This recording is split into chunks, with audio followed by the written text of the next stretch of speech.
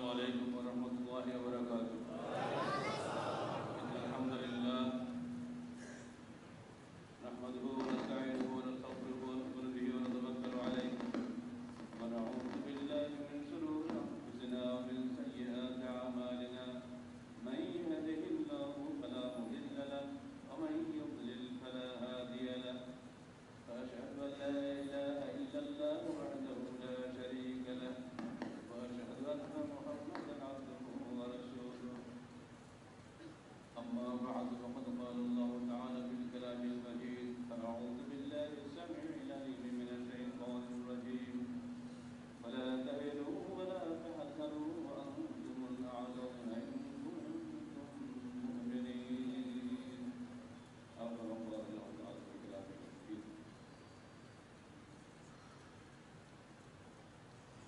সম্মানিত কর্মী ভাইয়ের সেই সাথে আগত আমাদের সংগঠনের দায়িত্বশীল পর্যায়ের মা বোনেরা যারা পর্দার অন্তরালে আছেন সবাইকে কেন্দ্রীয় সংগঠনের পক্ষ থেকে আমি মোবারকবাদ জানাচ্ছি। বিশেষ করে আজকের এই অনুষ্ঠানে বর্ষিয়াম দুইজন উপদেষ্টা যারা ইতিপূর্বে বহুদিন সংগঠনের দায়িত্ব পালন করেছেন,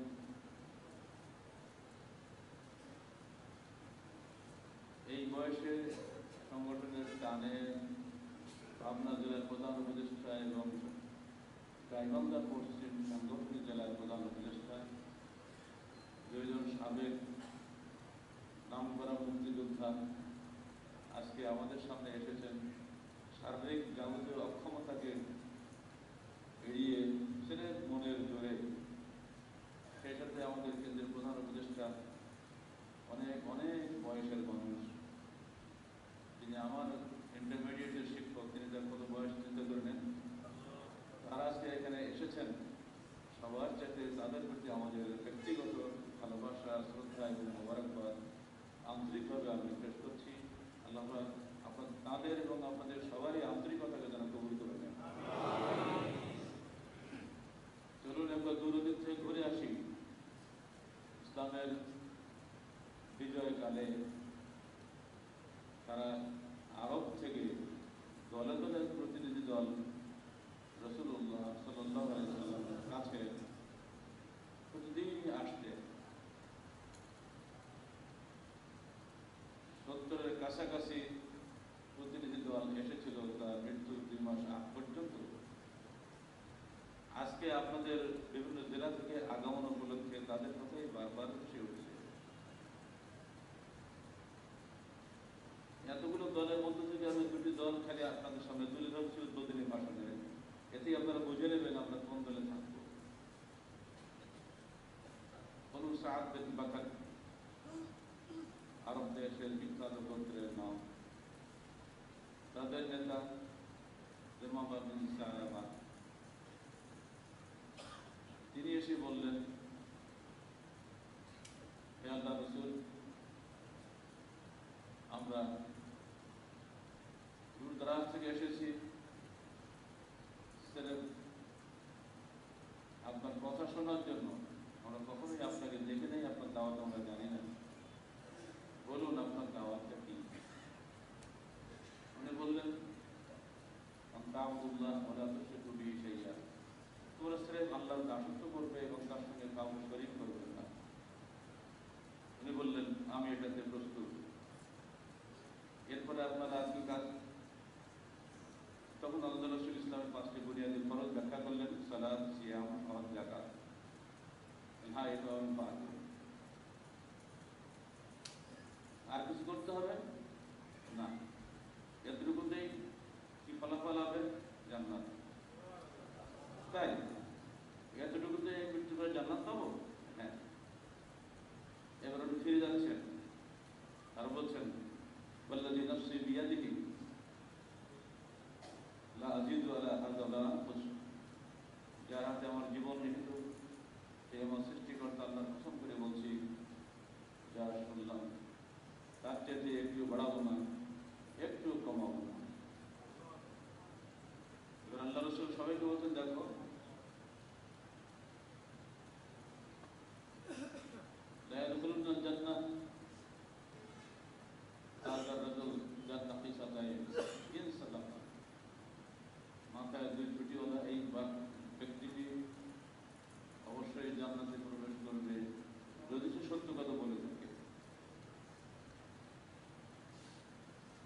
একটা প্রতিনিধি দল। প্রথম দিন শুনেছে, প্রথম দিনেই সে তার আকীদা পরিবর্তন করে ফেলেছে। কয়েকদিন পরে আরেকটি দল আসলো, বনু তামিম, এটাও বিখ্যাত দল। তাদের নেতা তুলাইহা আসাদি এবং আরো মোট 10 জন এসে বলছে, হে আল্লাহ রাসূল, আপনি কখনোই আমাদের কাছে সেনাবাহিনী পাঠাননি বা কোনো মোবাল্লিগ দল পাঠাননি। আমরা এমনিতেই মুসলমান হয়ে আপনার কাছে এসেছি। তাদের এই আত্মপ্রশংসা আল্লাহর ভালো লাগেনি। আয়াত নাযিল হয়ে গেল, ইয়ামুন্নুনা আলাইকা আন আসলামু কুল লা তামুন্নু আলাইয়া ইসলামাকুম বালিল্লাহু ইয়ামুন্নু আলাইকুম আন হাদাকুম লিল ঈমান। সূরা হুজুরাত। তারা তোমার নিকটে এসে নিজেদের গৌরব প্রকাশ করে তোমাকে যেন কৃতজ্ঞতা ভাষায় আবদ্ধ করতে চাচ্ছে যে আমরা মুসলমান হয়েছি। তুই ওদেরকে বলে দাও, কুল্লা তামুন্নু আলাইয়া ইসলামাকুম, তোমরা মুসলমান হয়ে আমাকে কৃতজ্ঞ করতে এসো না। বালিল্লাহু ইয়ামুন্নু আলাইকুম আন হাদাকুম লিল ঈমান, আল্লাহ পাক তোমাদেরকে ঈমানের পথে পথ প্রদর্শন করেছেন, এজন্যই আল্লাহ শুকরিয়া আদায় করো। তিনি তোমার প্রতি এই ইহসান করেছেন, তোমার এর মধ্যে কোনো গৌরব নাই। দুটি দল চলে যাচ্ছে। আগের দিনের ওই দলটা জান্নাতের সুসংবাদ শুনে চলে গেল, আর এই দল যারা অহংকার করলো আমরা মুসলমান হয়ে আপনার কাছে এসেছি, তাদের নেতা তুলাইহা আসাদি নিজের এলাকায় ফিরে গিয়ে নিজেই নবীর দাবি করে বসল। ইসলাম থেকে সে ফিরে গেল। একদল এসে শুনে দিন কবুল করলো, আর একদল দিন কবুল করে এসে আল্লাহ রাসূলের কাছে নিজের গৌরব জাহির করলো। এই দুটি দলের লোক কিন্তু আজকে আমাদের এই মসজিদে আছে। যারা বাগদাদের 14 পুরুষ থেকে আহলে হাদিস, আপনাদের মধ্যে অহংকার আছে যে আমরা কুরাইশ বংশের লোক, আগে থেকে আল্লাহ রাসূল আকরা সবার খবর রাখি। ওটা তো ব্যাপারই না।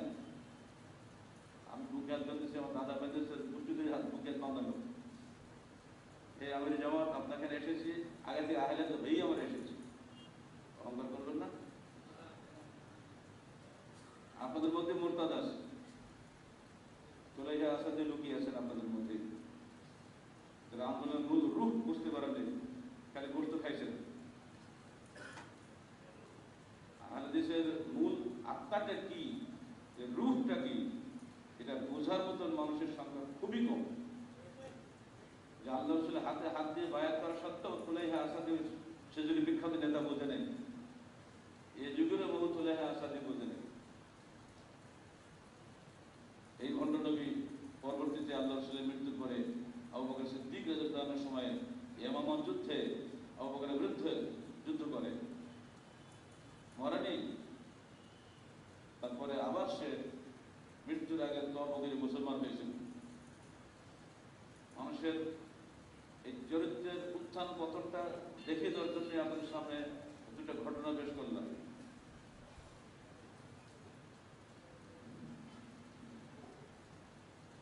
অনেকে যারা নতুন আহলে হাদিস এসেছেন, তাদের মধ্যে জোশ বেশি। এই জোশ তাদেরকে যদি সঠিক পথে নিয়ে যায়, তাহলে এটা তাদেরকে জান্নাতের পথ দেখাবে।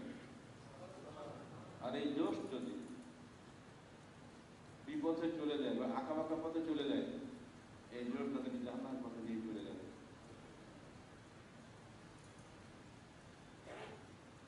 বাংলাদেশে আহলে হাদিস আন্দোলন কি পরিবর্তন এনেছে বা আনতে চায়, কর্মী ভাইদের এই বিষয়টি স্পষ্ট জ্ঞান থাকা দরকার। পৃথিবীতে যুগে যুগে বিভিন্ন দার্শনিকের জন্ম হয়েছে, তাদের উপরে বড় বড় বই লিখিত হয়েছে, যে বইগুলো আমরা ইউনিভার্সিটি পড়ি বা পড়াই। হেগেল কত নাম আপনারা শুনছেন, কার্ল মার্কস নাম শুনেন নাই? এরা যে দর্শন দিয়ে গেছে সেগুলো কি? মানুষের জৈবিক স্বার্থ চরিতার্থ করে দ্রুত, সেইগুলো দর্শন তারা দিয়েছেন এবং মানুষগুলো লুফে দিয়েছে। যেমন কার্ল মার্কস বলেছেন, গুটি কয়েক ধনিক শ্রেণীর হাতে অগণিত গরিব শ্রেণীর রুজি নিহিত আছে, অতএব ধনী আর গরিবের বৈষম্য রাখা চলবে না, হাতের বাঁচানো কেটে সমান করে দাও। একে ক্লাস স্ট্রাগল বলা হচ্ছে, ধনী এবং গরিবের সংঘাত। এটাই হয়ে গেছে অবশেষে দান্দিক মতবাদ। ধনী আর গরিবের মধ্যে দ্বন্দ্ব উস্কে দিয়ে উভয় পক্ষে লক্ষ লক্ষ মানুষের রক্তের উপর দিয়ে চীনে সমাজতন্ত্র প্রতিষ্ঠা লাভ করে, রাশিয়াতে বলশেভিকবাদ প্রতিষ্ঠা লাভ করে। ওখানে 1,36,00,000 মানুষ মরেছে, এখানে 1,17,00,000 মানুষের রক্তের উপরে কমিউনিজম প্রতিষ্ঠা লাভ করেছে। 50 বছর যায়নি, ঘুরে ফিরে আবার সেই পুঁজিবাদ সেখানে জেগে বসেছে। এখন পুঁজিবাদী বিশ্বের সবচেয়ে বড় আমেরিকা পর্যন্ত সর্বহারা বিশ্বের নেতা চীনের কাছ থেকে ঋণ করে খাচ্ছে। ঘুরে ফিরে মানুষ সেখানেই চলে গেছে, যেটা মানুষের প্রকৃতিগত। প্রত্যেকে চায় নিজে পুঁজিপতি হতে, পুঁজি দিতে কেউ চায়, এটা মানুষের মন্দ প্রবণতা। যুগে যুগে মানুষ এই ধরনের নানা ধরনের দর্শন দিয়ে গেছেন। হেগেল বলেছেন যে মানুষের এই যে ধর্ম আর মানুষের নিজস্ব জ্ঞান, নিজের আত্মতুষ্টি আছে এর মধ্যে, কিন্তু আসলে ব্যবহারিক জীবনের সঙ্গে নিজের এই জ্ঞানের চিন্তার সঙ্গে অতি প্রাকৃতিকতাবাদের সঙ্গে মিল নাই। স্বীকার করতে বাধ্য হয়েছে, কিন্তু ধর্মের সাথে মানুষের ব্যবহারিক জীবনের সঙ্গে একটা মিল আছে।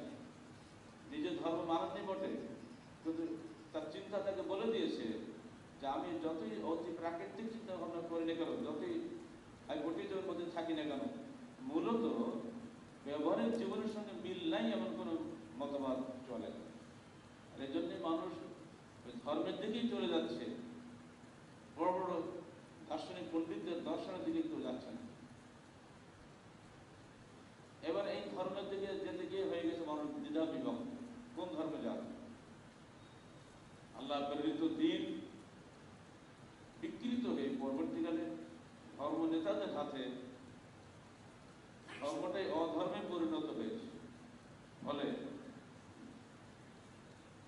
এলাহি দিন দুনিয়া থেকে বিলুপ্ত হয়ে গেছে।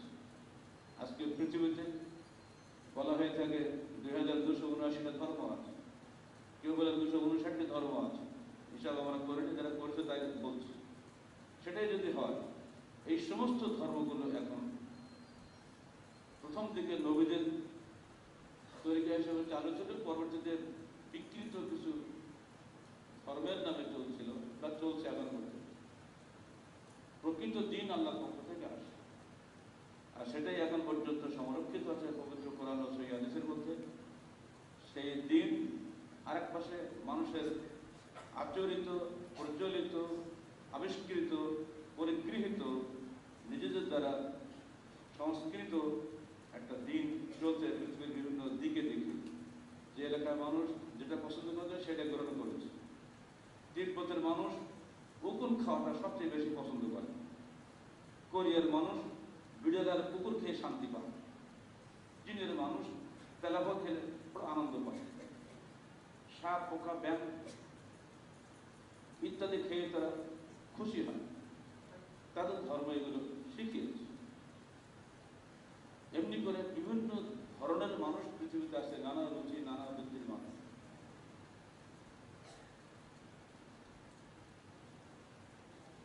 দুনিয়ার মানুষ আসল দিনের চেহারা দেখেনি যতদিন দুনিয়াতে মোহাম্মদ রাসূলুল্লাহ সাল্লাল্লাহু আলাইহি ওয়াসাল্লাম আসেননি। তিনি তার নিজ ধর্মের মানুষ, নিজ গোত্রের মানুষদেরকে শুনিয়ে দিলেন, কুলু লা ইলাহা ইল্লাল্লাহ তুফলিহু, তোমরা বলো আল্লাহ ব্যতীত কোনো উপাস্য নেই, তাহলেই তোমরা সফলতা পাবে। ছোট্ট কথা। এই ছোট্ট কথার মধ্যে যে এত বড় বিপ্লব লুকিয়ে আছে, অন্যরা কেউ না বুঝলেও নেতা আবু হাকাম পরবর্তীকালে আবু জাহল বলে পরিচিত, তিনি বুঝেছিলেন যে ছোট্ট একটা কথার মধ্যে কত দারুণ কথা লুকিয়ে আছে। সেই ছোট্ট কথাটাই ছিল, তোমরা বলো আল্লাহ ব্যতীত কোনো উপাস্য নেই, তাহলেই তোমরা সফল কাম হবে। এই ছোট কথার মধ্যে এমন কি আছে? এর মধ্যে পুরো জীবনের পরিবর্তন লুকিয়ে আছে। আজকে বাংলার জমিনে ওই দাওয়াতটাই আমরা নিয়ে এসেছি। সকল বিধান বাতিল করো, ওই বিধান কায়েম করো। কথাটা ছোট্ট না? লা ইলাহা ইল্লাল্লাহ, সকল বিধান বাতিল করো আর ওই বিধান কায়েম করো। প্রথমটা হলো নেগেটিভ, পরেরটা হলো পজিটিভ। লা ইলাহা নেগেটিভ, ইল্লাল্লাহ পজিটিভ, ঠিক না? সকল বিধান বাতিল করো নেগেটিভ, ওহির বিধান কায়েম করো পজিটিভ। সেদিন ওই কথা যখন আবু জাহল বরদাস্ত করেনি, আজকে আমাদের দাওয়াত সকলটা আবু জাহল বরদাস্ত করে। এই কথার গুরুত্ব তারা বুঝেছিল শুরুতে, তারাই আমাদেরকে মিথ্যা মামলাতে জেল খাটিয়েছে। তারা একটু দেরিতে বুঝছে, তারা এখন বুঝতে পেরে আস্তে আস্তে এগিয়ে আসছে। কথা বলছে, যখনই আপনি তাওহীদের কলমা পড়বেন, তখন আপনার সামনে কোনো ধর্ম নেতা থাকবে না, কোনো রাজনৈতিক নেতা থাকবে না, কোনো অর্থনৈতিক দার্শনিক পণ্ডিত থাকবে না। সব জায়গায় ছেড়ে আল্লাহ আল্লাহ আল্লাহ, কুলু লা ইলাহা ইল্লাল্লাহ, সব জায়গাতে ছেড়ে আল্লাহ। ধর্মের বিধান কে দেবে? কোথা থেকে পাবো? রুজু ইলাল কিতাব ওয়াস সুন্নাত সাহিহা, ফিরে চলো আল্লাহর কিতাবের দিকে এবং সহিহ সুন্নাত দিকে। কোথায় পাবেন? গো টু বুখারী, মুসলিম, তিরমিজি, ইবনে মাজাহ, ডাইনে বায়ে কোথাও যাওয়া দরকার। এই কথাটা বলাটাই হলো আমাদের সবচেয়ে বড় পাপ। সবাই চাচ্ছে আমার ঘরে এসো মুক্তি পাবে, আমরা বলছি সব ঘর ছাড়ো, এক ঘরে চলো, তাহলে মুক্তি পাবে। পারতে পারছে না? এই যে বৈপ্লবিক দর্শন আমাদের মাধ্যমে জাতির কাছে চলে গেছে, এই দর্শনের ফসল হচ্ছেন আপনারা যারা এখানে বসে আছেন, ঠিক তো নাকি? স্বীকার করেন তো? খন্দকের পরীক্ষা খনন করা হচ্ছে, 10 জনে মিলে 40 হাত লম্বা, 9 হাত চওড়া, 7 হাত গর্ত খন্দক খোঁড়া হচ্ছে। খন্দক মানে বোঝেন তো? গর্ত। 1 দিন 2 দিন 3 দিন খাওয়া নেই। আল্লাহ রাসূলের নিজের পেটে পাথর বাঁধা ক্ষুধার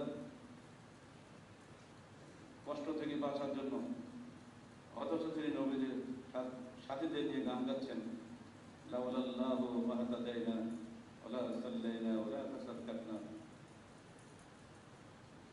আল্লাহ পাক আমাদের হেদায়েত না করতেন, আমরা হেদায়েত পেতাম না, আমরা সালাত আদায় করতাম না, আমরা সাদাকা আদায় করতাম না। তাহলে তাহলে গান, আমার রসুলও গান শুরু করছেন, ওরাও গান গাচ্ছে। আল্লাহর গান গাইলে দেখুন না, আমার রসুলও গান গিয়েছেন ওই সাথে। পেটে খাবার নাই, কিন্তু মুখে হাসি, যে আল্লাহ যদি আমাদেরকে রহম না করতেন, আমরা হেদায়েত পেতাম না, আমরা সালাত আদায় করতাম না, আমরা সাদাকা আদায় করতাম না। আল্লাহ রসুল সঙ্গে সঙ্গে গান গিয়ে বলছেন, ফাগফিরিল আনসার ওয়াল মুহাজিরা, আল্লাহ তুমি আনসার ও মুহাজিরদেরকে ক্ষমা করো। আপনারা কি বলতে পারেন, যদি এই দাওয়াত না আসতো, ওই বিধানের দাওয়াত না আসলে আমরাও নওদাবাড়ে কখনই আসতাম না, আমরাও কখনো কষ্ট করতাম না। আপনাদের অন্তর থেকে যখন এরকম আনন্দের কবিতা বের হবে ঢেউয়ের মতো, তখনই আমরা বুঝবো সত্যিকার অর্থে বাংলার জমিনে ঢেউ উঠেছে, ওহির বিধানের ঢেউ। এই ঢেউ থামানোর ক্ষমতা কোন শিরক বিদআত পন্থীদের নাই। ওই ঢেউ কি এসেছে ভিতরে আপনাদের? আমরা মরে গেলে চালাতে পারবো তো? প্রত্যেকটা ব্যক্তি এই এক একটা আকীদার ঢেউয়ে পরিণত হন। ইসলাম জিন্দা হোতা হে হর কাল বলা। ইকবাল বলছেন, रंग भूख खुद को तोड़कर मिल्लत में गम हो जा, না ইরানি বাকি রাহে না তুরানি না আফগান। রং এবং ভাষা এবং বর্ণের এই প্রতিমাগুলোকে ধ্বংস করে দিয়ে মুসলিম মিল্লাতের ঐক্যবদ্ধ জাতির মধ্যে তোমরা হারিয়ে যাও। কেউ ইরানি, কেউ তুরানি, কেউ আফগানি এই পরিচয় ছড়ে হলো, সে তৌহিদের পতাকা দিলে তোমরা ঐক্যবদ্ধ হয়ে যাও। কি চমৎকার পানি তাদের। আপনারা অনেকে আহলে হাদিসকে সাম্প্রদায়িক আন্দোলন বলতে চান, নিতান্ত স্থূলদর্শী ব্যক্তি ছাড়া এই কথা বলতে পারে না। আহলে হাদিস একটা আন্দোলনের নাম, একটা আকীদার বিপ্লবের নাম, যে আকীদার মধ্যে কোরআন হাদিস বাদ দিয়ে শিরক লুকিয়ে আছে। শিরক ও বিদআত যুক্ত এই আকীদায় অন্ধকারে ভরা এই বাংলাদেশের মধ্যে কোরআন এবং সহিহ হাদিসের এই আলো জেলে যারা এই জাহিলিয়াতকে দূর করতে চাচ্ছে, সেটা কি আন্দোলন নয়? টর্চ লাইট জ্বললে কি অন্ধকার থাকবে? টর্চ লাইট জ্বলেছে, অন্ধকার খেপেছে, অন্ধকার দূরীভূত হওয়ার জন্যই আসে, কখনোই বিজয় লাভ করবে যদি আলো আপনার জেলে রাখতে পারে। শর্ত একটাই, ওয়ালা তাহিনু, বলেন আমার সাথে, ওয়ালা তাহিনু ওয়ালা তাহজানু ওয়া আনতুমুল আ'লাউন ইন কুনতুম মুমিনিন। তোমরা আদৌ হীনবল হয়েও না, চিন্তান্বিত হয়েও না, তোমরাই বিজয়ী। শর্ত, যদি তোমরা প্রকৃত ঈমানদার হও। যে কথাগুলো বললাম যেন মনে থাকে। আপনারা একটা আকীদার অনুসারী রাখেন, রফজান আমি ঘুগনি যেমন মাথা ব্যথা নেই, মাথা ব্যথা একখানে আপনার ভিতরে প্রতিমা ছাপ করেন। আপনার ভিতরে বসে আছে বাপ দাদার মহব্বতের মূর্তি, ভেতরে বসে আছে সামাজিক ভয়ের মূর্তি, বসে আছে সরকারি লাঠির ভয়ের মূর্তি। মানুষকে ভয় করো, আল্লাহ সবচেয়ে হকদার তাকে ভয় করার জন্য। সাহসী মানুষের জন্যই আহলে হাদিস আন্দোলন, ভীরু কাপুরুষের জন্য কখনোই নয়। ঈমান ধরে রাখতে গেলে ঈমান বিরোধী প্রত্যেকটা জিনিসের মধ্যে ঘৃণা থাকতে হবে। বেদাতের সঙ্গেও আপনার মহব্বত থাকবে, তাওহীদের সঙ্গেও মহব্বত থাকবে। এটাও ভালো, ওটাও ভালো। আপনি কি ঈমানদার? হারামও খাবেন, রফল আদায়ও করবেন, আপনি কি ঈমানদার? কথা বুঝতে পারছেন তো? ওই বনু আসাদের আহলে হাদিস যেন আমরা না হই। আমরা আহলে হাদিস হয়ে জন্মগ্রহণ করেছি, আহলে হাদিস হয়ে আছি, আহলে হাদিস হয়েই মরবো। এই অহংকার যেন করবেন না। হেদায়েতের মালিক আল্লাহ। আল্লাহ রাসূলের হাতে বায়াত করে মুসলমান হয়ে মদিনাতে বাড়ি গিয়ে তারা মুরতাদ হয়ে যেতে পারে, আপনারা মুরতাদ হবেন না? হেদায়েতের মালিক আল্লাহ, তার উপরে ভরসা করুন। আল্লাহ পাক যেন আমাদেরকে জান্নাতের পথে পথ প্রদর্শন করেন। আজকের উদ্বোধনী ভাষণে আমি আপনাদের কাছে আহলে হাদিস আন্দোলনের মৌলিক আহ্বানটা খালি মনে করিয়ে দিচ্ছি, ওটা যেন কেউ ভুলে যাবেন না। আকীদার ভিতরে যে বিপ্লব এসেছে, অটোমেটিক্যালি হাত পায়ে বিপ্লব আসবেই। আকীদা যদি বলে আসুন পবিত্র কোরআন ও সহিহ হাদিস আলেমের জীবন গড়ি, তখন হাত খুলবে কোনটা সহিহ হাদিস, বুঝবে না? সালাত আদায় করছি, হৃদয়ে বলে দেবে, এই বেটা সালাত কিভাবে আদায় করছো, দেখো তো সহিহ হাদিসে মিলে কি। আসলে এখানে যদি শৈথল্যবাদ জন্মগ্রহণ করে, এখানে যদি হঠকারিতা জন্মগ্রহণ করে, এখানে যদি হিংসা বিদ্বেষ লুকিয়ে থাকে, ওই কলুষিত অন্ধকারময় অন্তরে আল্লাহ নূর প্রবেশ করবে না। মনে থাকবে তো? ইমাম শাফি রহমতুল্লাহ আলাইহি তার উস্তাদের কাছে গিয়ে বলছেন, হে উস্তাদ, কি ভুলে যাচ্ছি, দোয়া করার জন্য ভুলে না যাই হাদিস কোরআন। জবাবে উস্তাদ বলছেন, কবিদের ভাষায় বলি, শাকাউতু ইলা উবিইহি সুআ হিফযি ফাআওসানি ইলা তারকিল মাআসি ফাইনাল ইলমা নূরুম মিন ইলাহি ওয়া নূরুল্লাহি লা ইউতা লিআসি। আমি শিকায়ত করলাম আমার উস্তাদ ওকির কাছে, সুআ হিফযি, আমার মেধা শক্তি, মুখস্থ শক্তি কমে যাওয়ার বিষয়টি নিয়ে। উস্তাদ আমাকে উপদেশ দিলেন, হে ইমাম শাফিঈ, তুমি গুনাহ পরিত্যাগ করো, কারণ ইলম হচ্ছে আল্লাহ এটা কখনই আল্লাহ পাক দেন না যে আসি গুনাহগার অন্তর, পাপিষ্ঠ অন্তরে আল্লাহ কোশ্চিন করেন তার নূর প্রবেশ করার না। সুবহানাল্লাহ, আলহামদুলিল্লাহ। যার অন্তর যত বেশি কলুষ মুক্ত, তার অন্তরে তত বেশি আহলে হাদিস আন্দোলন দাওয়াতটা স্থান লাভ করবে। যার অন্তরে দুনিয়ার লোভ, ক্ষমতার লোভ, নেতৃত্বের লোভ, দুনিয়ার লোভ ঢুকে বসে আছে, তার অন্তরে কোশ্চিন গেল আহলে হাদিস আন্দোলন দৃঢ়ভাবে থাকতে পারবে। সফল কর্মী সেই যে আত্মসমালোচনা করে, নেতার সমালোচনা থেকে। ব্যর্থ কর্মী সেই প্রতিনিয়ত চোখ উঁচু করে রাখে, তার ঊর্ধ্বতন দায়িত্বশীল কোনটা কোনটা ভুল করলো সেটা খুঁজে বেড়ানোর জন্য। কথা মনে থাকতো তো? এইটা কর্মী হিসেবে আপনাদের কাছে আমার নসিহত রইল, উপর দিকে তাকাবেন না, নিজের দিকে তাকান। আল্লাহ রাসূলকে জিজ্ঞেস করা হচ্ছে সুখ কোথায়, কিভাবে সুখ পাবো? পরিষ্কার জবাব, তুমি দেখো যে তোমার চেয়ে নিচে আছে তার দিকে, খবরদার তোমার চেয়ে উপরে আছে তার দিকে তাকিও, তাহলে তুমি শান্তি পাবে।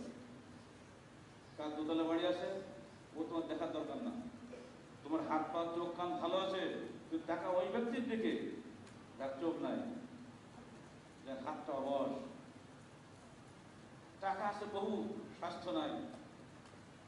আল্লাহ তোমাকে সুস্বাস্থ্য দান করেছেন, এটাই তোমার সবচেয়ে বড় নিয়ামত। অথবা তুমি আল্লাহর শুকরিয়া দেখেন, বলো আলহামদুলিল্লাহ, তাহলে তুমি সুখী হবে। ঠিক অনুরূপভাবে সফল কর্মী সেই যে সবসময় নিজেকে দেখে আমাকে কবরে যেতে হবে, কি করলে আমি মুক্তি পাবো। আমার নেতার ভুল হলে নেতা তাদের দায়ী হবে, আমার ভুল হলে আমি দায়ী হব। অথবা নেতার ভুল ধরার চেয়ে আমার নিজের ভুল ধরা কি বেশি উত্তম নয়? কর্মী হিসেবে আপনাদেরকে ছোট্ট একটা নসিহত করে দিলাম, মনে রাখার চেষ্টা করবেন। আমরা যেন সেই প্রতিনিধি দলের প্রতি না হই যাদের কারণে সূরা হুজুরাত নাজিল হয়। হুজুরাতের প্রথম দিকে নাজিল হয়েছিল কি জানেন? এটাও বলি, কারণ আমাদের মধ্যে অনেক এরকম কর্মী আছে।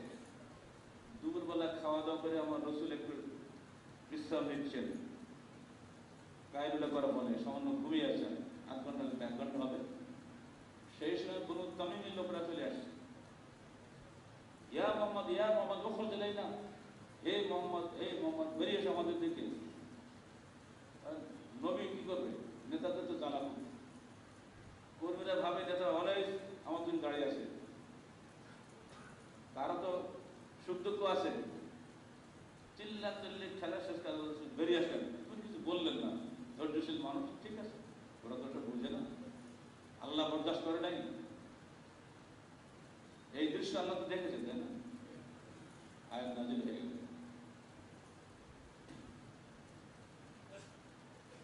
ইন্নাল্লাযীনা ইউনাদুনাকা মিন ওয়ারাইল হুজুরাতি আকসারুহুম,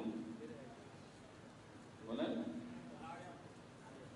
আকসারুহুম লা ইয়াকিলুন ওয়ালাউ আন্নাহুম সাবারু হাত্তা তাখরুজ আলাইহিম লাকানা খায়রান লাহুম। তারপর আল্লাহু গফুরুর রহিম, সূরা হুজুরাত, এটা 4-5 আয়াত। প্রথম দিকে পড়ে দেখেন, হুজুরাত মানে কি জানেন? কক্ষ সমূহ। আমরা রাসূলদের ঘরে শুয়েছিলাম, মাত্র স্ত্রীদের 9টা ঘর ছিল, ওনার একটা, এই জন্য একসাথে বলা হয়েছে হুজুরাত। ইন্নাল্লাযীনা ইউনাদুনাকা মিন ওয়ারাইল হুজুরাতি, যারা তোমাকে ডাকছে তোমার ঘরের বাহির থেকে, আকসারুহুম লা ইয়াকিলুন, ওদের অধিকাংশ জ্ঞান রাখে না, অজ্ঞ মূর্খ। ওয়ালাউ আন্নাহুম সাবারু, যদি ওরা সবর করতো, লাকানা খায়রান লাহুম, তাহলে ওদের জন্য উত্তম হইতো। আল্লাহু গফুরুর রহিম, আল্লাহ ক্ষমাশীল ও দয়াবান। বোঝা গেল?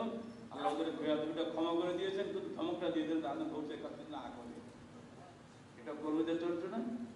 এই একটা সূরার মধ্যে আমি আপনাদেরকে দুটো প্রতিনিধির প্রথম দিক হলো বনু তামিমের উপলক্ষে নাজিল হওয়া এই আয়াতগুলো, আর শেষের দিকে একেবারে সূরা হুজুরাতের শেষ দিকে বনু আসাদ গোত্রের আগমন উপলক্ষে নাজিল হয়। এরা হলো একেবারে বর্বর অসভ্য কর্মী, হুঁশতাল নেই, মানুষ ঘুমায় গেছে, হিসাব থাকে না। আর ওরা হলো অহংকারী কর্মী, মুসলমান হয়েই এসেছি, অস্ত্র খরচ করা লাগে নেই, আমাকে কি আপনি দাওয়াতও দেন নেই, আমরা ইসলাম করে এসেছি, আমরা না জানি কত টপ র্যাঙ্কিং করবে। এই দুটা প্রত্যেককেই আল্লাহ পাক একই সূরার মধ্যে আয়াত নাযিল করলেন। প্রথমটা বনু তামিমের জন্য, শেষের দিকে বনু আসাদের জন্য। প্রত্যেকটি আয়াতের পিছনে এক একটা কারণ আছে। এই কারণগুলো আপনারা সিরাতুর রাসূলে পাবেন। অত বড় বই এমনি হয়েছে মনে করেন নাকি? কোন প্রেক্ষিতে কোন আয়াত কিভাবে কখন নাজিল হয়েছে ওগুলো আমরা তুলে ধরার চেষ্টা করেছি। এর মধ্যে আমাদের কর্মীদের শিক্ষণীয় নাই, প্রতিটি ব্যাপারে কর্মীদের শিক্ষণীয় আছে। ওই জন্য মাত্র দুটা ঘটনা তুলে ধরলাম। আপনাদের জেলায় জেলায় আপনাদের দায়িত্বশীল নেতারা আছেন না? জেলা সভাপতি, উপজেলা সভাপতি, শাখা সভাপতি, তারা তো জেলায় থাকেন, তাই তো? তাদের সঙ্গে আপনি কি আচরণ করবেন? প্রত্যেকেরই প্রাইভেসি সব দিক খেয়াল করে যখন তিনি সুন্দর শান্তশিষ্ট অবস্থায় পরিবেশ থাকেন তো কথা বলতে হবে, তাহলে তার কাছে আসল জিনিসটা পাওয়া যাবে। তো এই আচরণে যেন তিনি ক্ষুব্ধ না হন, আমিও যেন নেকি থেকে বঞ্চিত না হয়। কর্মীদের উদ্দেশ্যে মূল থিমটা বোঝানোর জন্য এতগুলো কথা বললাম। আহলে হাদিস আন্দোলন সমাজ পরিবর্তনের আন্দোলন। কিসের আন্দোলন? আকীদার সংস্কারের মাধ্যমে সমাজ পরিবর্তন হবে, অর্থনৈতিক সংস্কারের মাধ্যমে সমাজ পরিবর্তন হবে না, রাজনৈতিক সংস্কারের মাধ্যমে সমাজ পরিবর্তন হবে না। এদেশের রাজনৈতিক দলগুলো যেটা আমাদেরকে বারবার বলার চেষ্টা করেন, আগে ক্ষমতা হাসিল করে নেই, দেখেন কতদিন লাগে বাংলাদেশ ঠিক করতে। এটা নবীদের তরিকার বিরোধী আকীদা। নবীরা এসে প্রথমেই রাজনৈতিক ক্ষমতা হিট করেন নাই। ঠিক যার ধনী শ্রেণী তারা মনে করেন টাকা দিলে এদেশে সবই করা সম্ভব, অত টাকার কোনো প্রয়োজন নাই। আকীদা পরিবর্তন করুন, আপনি নিজ হাতে লক্ষ টাকা পা দিয়ে ছুড়ে ফেলে দেবেন। আর আকীদা যদি জান্নাত ছাড়া অন্য কিছু থাকে কাটতে হবে। আগে আকীদা পরিষ্কার করুন। আপনি কি জান্নাত চান না দুনিয়া চিরকাল থাকতে চান? মরতে তো হবে না? জান্নাতুল ফেরদাউস যাতে আমাদের ভাগ্যে হয়, এটাই যেন আমাদের সবার কামনা হয়।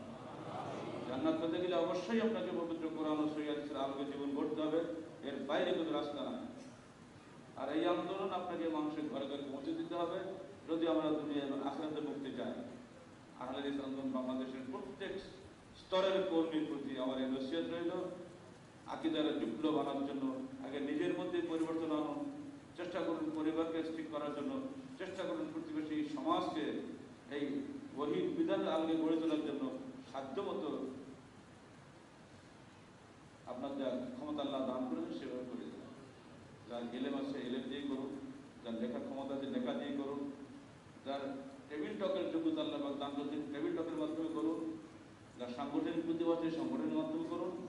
এমনকি রান্নাঘরে বসে মা বোনরা পর্যন্ত দাওয়াতে কাজ করতে পারেন, সেখানে বসেও এই পানিটা পড়ে গেল বন্ধ কর, গৃহ করবে কি বলবে, দেখো পানি নষ্ট করাটা অপচয়ের কাজ। ইন্নাল মুবাযযিরিনা কানু ইয়াখুনা শায়াতিন, আল্লাহ বলতে অপচয় করতে শয়তানের ভাই। দাওয়াত হয়ে গেল। ফ্যান ঘুরছে সমানে, দরকার নেই এই এত ফ্যান কি দরকার, অফ করো, একটা রাখো, যথেষ্ট আমাদের জন্য। এটা কি দাওয়াত হয়ে গেল? প্রত্যেকেই যিনি যে ক্ষেত্রে আছেন তিনি সেখানে দাওয়াতের কাজ করুন। দাওয়াতের মাধ্যমে সমাজ পরিবর্তন হয়, লাঠি দিয়ে বা টাকা লোক ডাকি করছে এগুলো সমাজ পরিবর্তন হয় না। আহলে হাদিস আন্দোলন বাংলাদেশ এদেশের সমাজকে পবিত্র কোরআন ও সহিহ হাদিসের আলোকে গড়ে তোলার জন্য সাধ্যমতো প্রচেষ্টা চালায়। আপনারা যারা এই আন্দোলনের সাথী হয়েছেন, দুনিয়ায় কিছু পাওয়ার জন্য নয়, সেটা আখিরাত পাওয়ার জন্য, আমি আমাদের সবাইকে আখিরাতে মুক্তির দাওয়াত দিচ্ছি। সেই লক্ষ্যে কাজ করার জন্য যা যতটুকু ক্ষমতা আল্লাহ পাক দান করেছেন সেই লক্ষ্যে কাজ করার জন্য আহ্বান জানাচ্ছি এবং শেষে আল্লাহ পাকের নিকট তৌফিক কামনা করছি। আল্লাহ তুমি আমাদের কর্মী ভাইদেরকে জান্নাতুল ফেরদাউসের জন্য তুমি কবুল করে নাও। আহলে হাদিস আন্দোলনের মূল দর্শনটা উপলব্ধি করা তৌফিক আল্লাহ তুমি সবাইকে দান করো। সবশেষে আজকের এই কর্মী সম্মেলনে আগত বিভিন্ন জেলা থেকে, বাংলাদেশের বিভিন্ন প্রান্ত থেকে আগত সকল কর্মী ভাই বোনদেরকে অন্তরে অন্তঃস্থল